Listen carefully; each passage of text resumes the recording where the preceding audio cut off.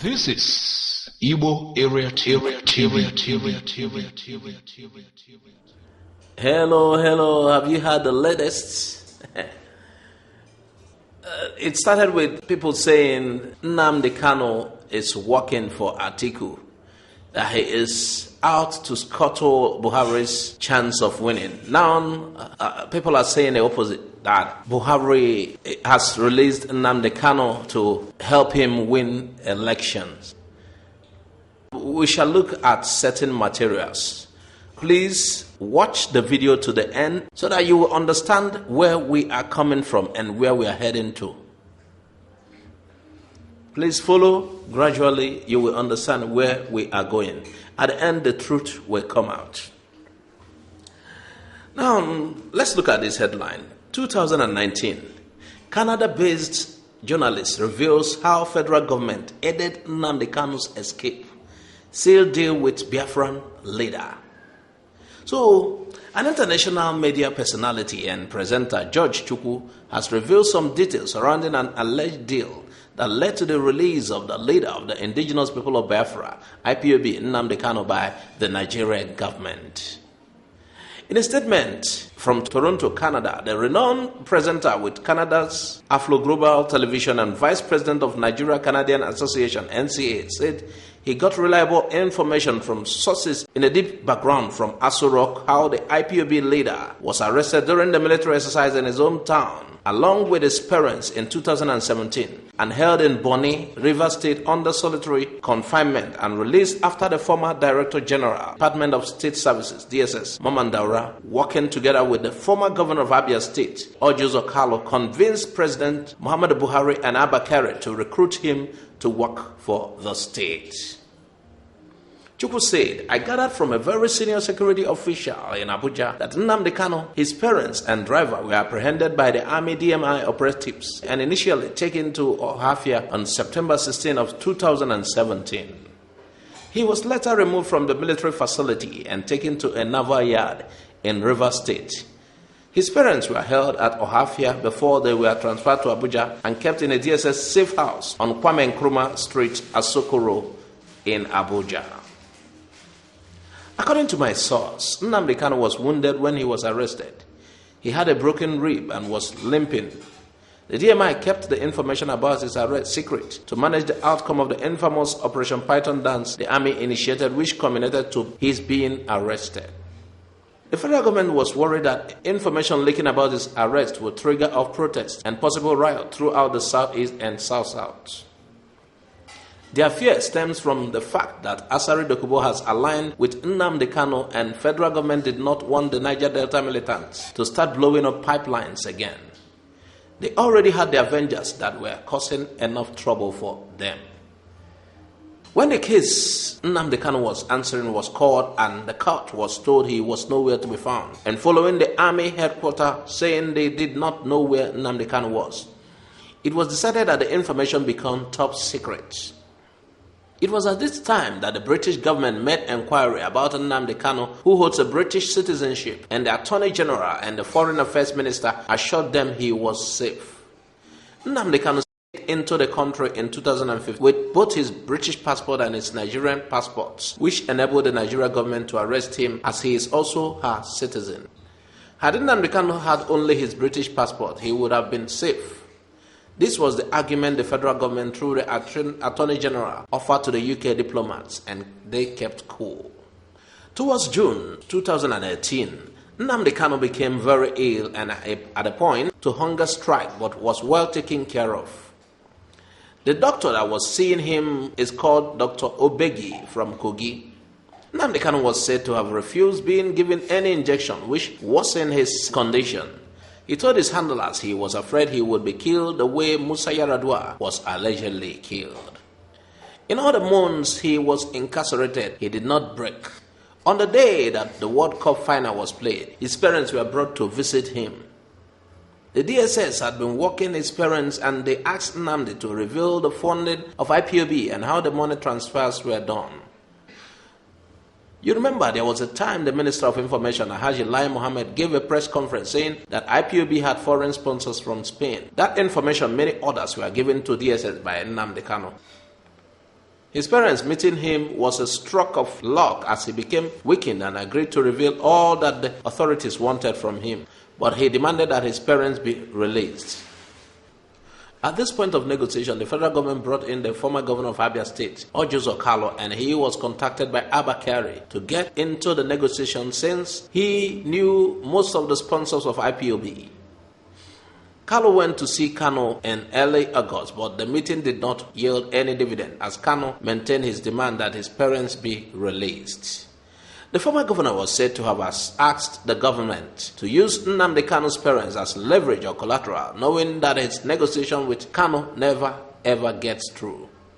It was during this time that the International Criminal Court, ICC, in The Hague, delivered its verdict on their investigation into the activities of the Nigerian army and concluded that they committed grave human rights abuses, including killing innocent people. The development cut short the plan to release Nnamdi Kanu's parents. It was at this time that it was said that the former DSS boss, Daura, came into the picture and told Nnamdi Kanu that he would have a new brief. He made it clear that his parents would be held while he would continue with a message of election boycott as IPOB were canvassing.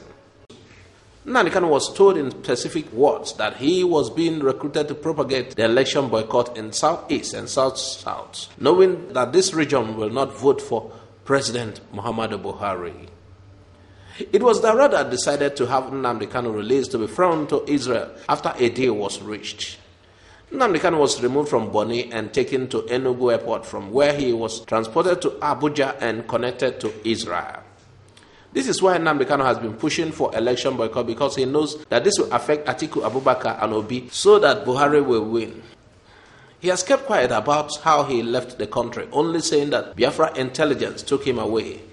He has not mentioned where his parents are, and he has been doing everything to make sure he keeps his own part of the deal, which was to be until after the elections. My source said that Nnamdi Kanu was told to act like he used to, but when he did the Jibril turns and it went viral, he was reminded of the pact he had with the government. That is why he lately took to Atiku.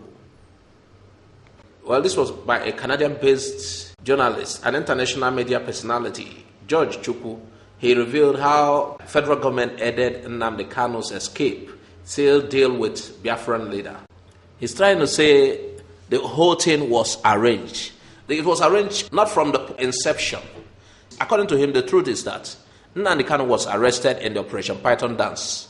But later, I think his parents were brought and negotiation began on how to get him released. It's a kind of, what are you going to give for being released? So, at the end of the day, Nnamdi Kanu promised them to continue with his election boycott moves. And being that Atiku, the PDP presidential candidate, has his major support from the Southeast and South-South, when Nnamdi Kanu announces election boycott, and if it's followed properly, the PDP candidate will lose a lot of votes and Buhari will have a landslide victory. So they said it's a planned something. And there is something we need to know too. There was a time Ojuzo Kalu was saying Nnamdi Kanu is in London. And remember, along this storyline, you had Ojuzo Kalu was involved somehow in the negotiation to move Nnamdi Kanu away. Secondly, there's a time also Fani Kayode said Nnamdi Kanu is being detained in a naval vessel in Port Harcourt. So, I don't know if there is any connection. I am not in support and neither am I against this. I want us to look critically into it. Could it be true that he reached an agreement with federal government to stop Atiku? What actually happened from the point he was arrested? Because he was opposed to the government, because he wants Biafra. But they said along the line, certain things happened. So we'd like to know your contributions. Thank you. While the story that Nnamdi Kanu could be working for federal government Buhari is making rounds, IPOB unveils the restoration of Biafra after 16 February reports. Now, the intention is to open the eyes of the myopic people. You understand? They just follow and listen. This is from an IPOB source. Nnamdi Kanu said, if we try to get Biafra the same way others did in the past, we may still be 1,000 years and we will not get Biafra, because Biafra will come at last miracle on earth. Some people are ranting every day and claiming to be the best journalist which Biafra has produced ever, and thereby have mechanism to get any classified information, even if such information is hidden inside my belly. Well, I am not disputing anybody being journalist, because I am never a journalist by academic discipline. I always say that I'm only volunteer journalist for Biafra restoration struggle. In fact, I am a missionary. I'm a Christian educationist and church administrator by academic discipline who would have proudly faced his church ministry should Biafra be restored today, and I bequeath it to my children as a gift of excellence.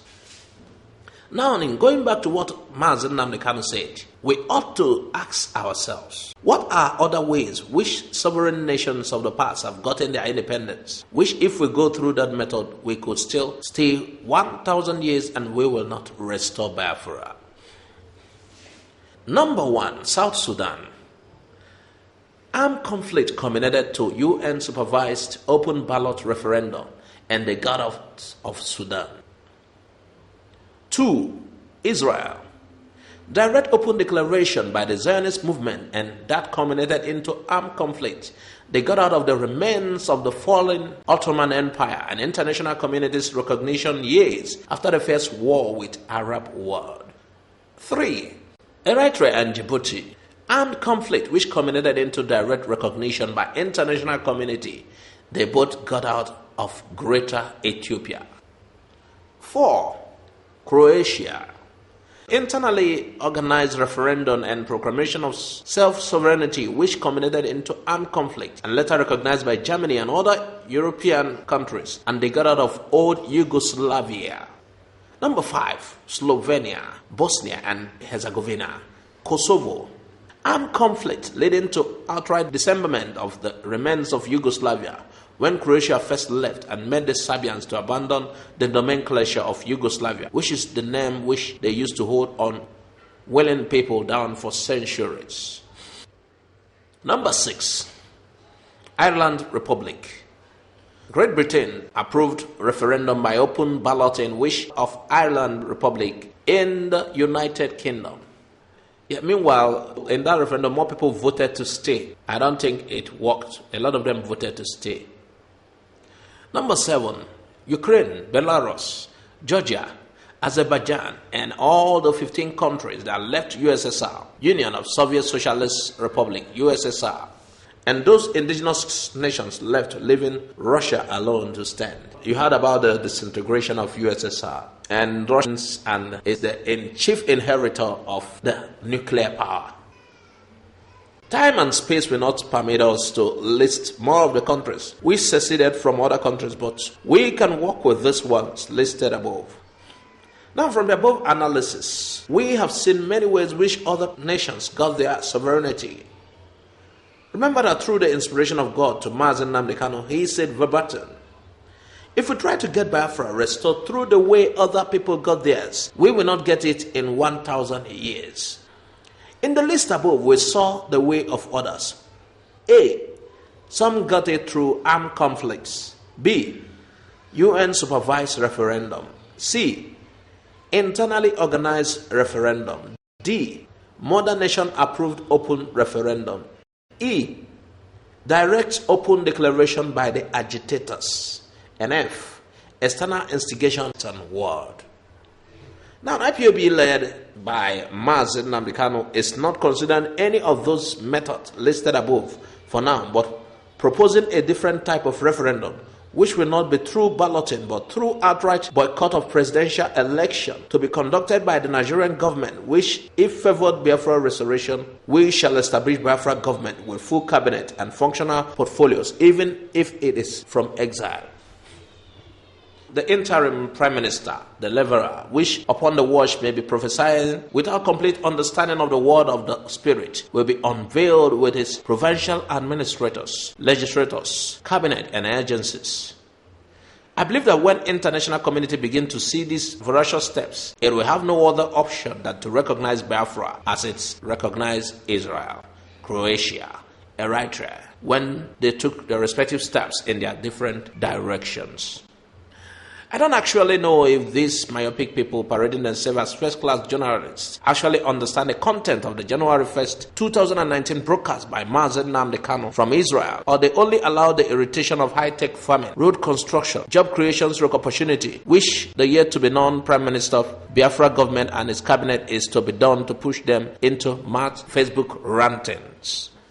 I would not have wanted to come up with this classified information at my desk as IPOB Intelligence Unit Manager / Analyst. But it is important so that our people will understand why they must stay indoors on the day of Nigerian presidential election without casting a single vote. In conclusion, I want to advise the people of Biafra not to listen to all voices coming as distraction, trying to divert attention from outright boycott of February 16 presidential election. If we successfully boycott the election, IPOB Directorate of State will unveil Biafra national government immediately, and a Prime Minister who will begin his work from anywhere, either from Biafra land or elsewhere. That will become the definition of the last miracle on earth which Biafra independence will signify. Don't allow people that are not around the intelligence gatherings and sharing to deceive you, because their stock and trade is using what you tell them as their much-tattered mechanism for information gathering. I don't want to say much about this, but I am concluding by saying that we are almost there. Just boycott the election and see what will happen after February 16, 2019. This material was by Mazi Onyebuchi Eze. He is a member of the Family Writers Press. Family Writers Press is an arm of the IPOB. You see what he's trying to say? While some people are saying the IPOB using election boycott tactics is to make Buhari swing to victory, somebody who has a facade information is saying a different thing. That's, from all indications, why the Nigerians will vote, the Biafrans will remain silent. Boycott. He's trying to say the boycott means a referendum. That when it is announced in foreign media that the election was totally boycotted in the Southeast and South, that it's a kind of referendum of its own. He said afterwards there might be a declaration of Biafra after 16 February. Independent Biafra government. It might be in exile according to the writer of this material. So they said IPOB has a plan. So we would like to know what you think about this. We'd like to hear your submissions. Thanks for listening to Igbo Area TV. Please subscribe to our YouTube channel for more updates. You can also visit our Facebook page and like the page. You can join our Facebook group, Igbo Area TV. God bless you and bye for now.